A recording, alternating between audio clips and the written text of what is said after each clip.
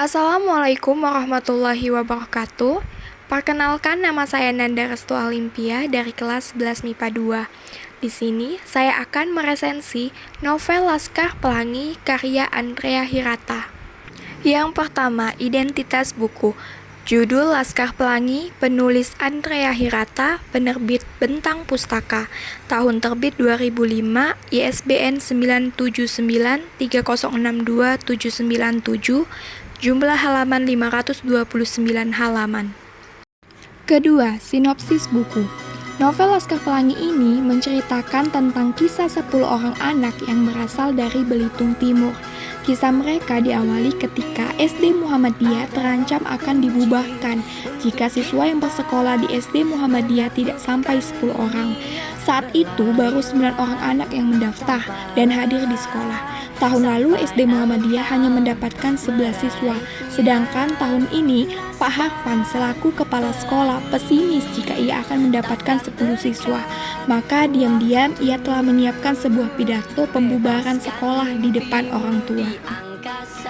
Selanjutnya, Pak Harfan berbicara kepada Bu Mus untuk menunggu hingga pukul 11. Tetapi hingga pukul 11:05 tidak ada satupun siswa yang hadir. Pak Harfan sudah bersiap untuk menyampaikan pidato. Tiba-tiba, Tripani berteriak memanggil Harun yang sedang berlari bersama ibunya. Lalu, ibunya berbicara kepada Pak Harfan untuk menerima Harun sebagai siswa SD Muhammadiyah. Akhirnya pada hari itu SD Muhammadiyah mendapatkan 10 siswa. Kisah mereka dimulai dengan pembagian tempat duduk. Ikal sebangku dengan Lintang, yaitu anak seorang nelayan. Pertemuan dengan Pak Harfan.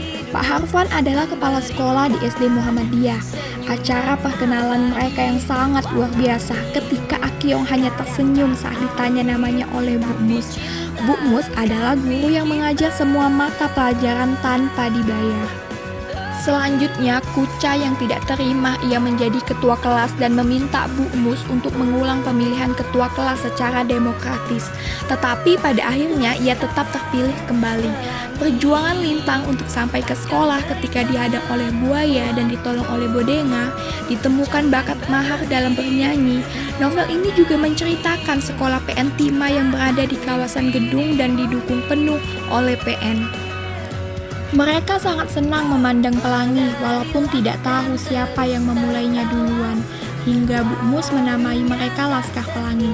Anggota Laskar Pelangi terdiri dari Ikal, Lintang, Mahar, Ucai, Akiong, Sahara, Syahdan, Harun, Borek, dan Trapani.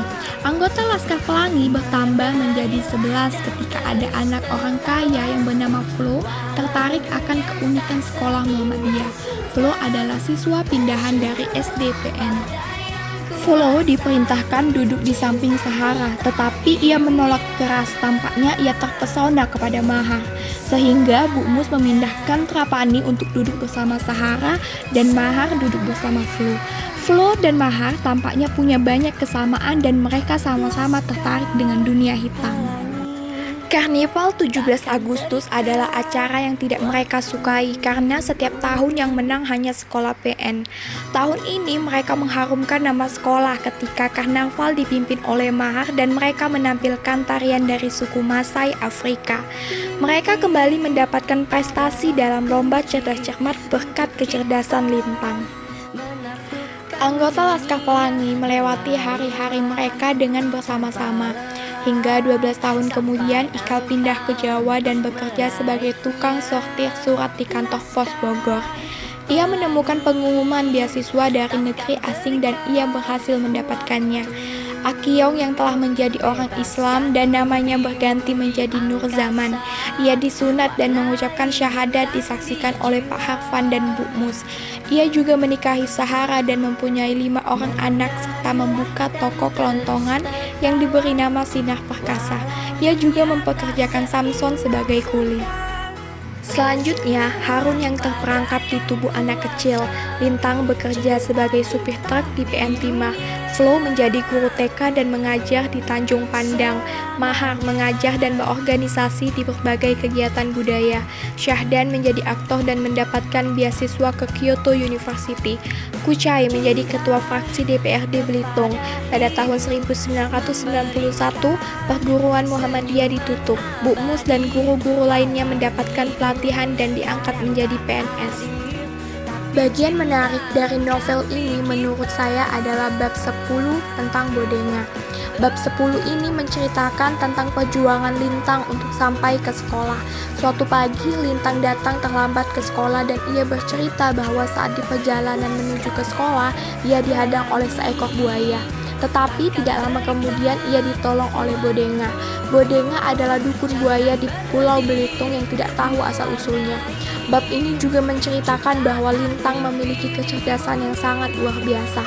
Lintang mempunyai ayah yang menjadi seorang nelayan dan ibunya keturunan bangsawan yang keduanya buta huruf. Semangat dalam diri Lintanglah yang membuat saya kagum akan perjuangannya dalam menempuh pendidikan. Dari kisah Lintang juga saya belajar bahwa banyak jalan dalam mencapai apa yang kita inginkan, asalkan kita berusaha dan bersungguh-sungguh dalam meraihnya. Ketiga, kelebihan buku. Banyak pembelajaran yang dapat diambil dan diterapkan dalam kehidupan sehari-hari. Salah satunya yaitu tentang arti persahabatan dan pentingnya pendidikan.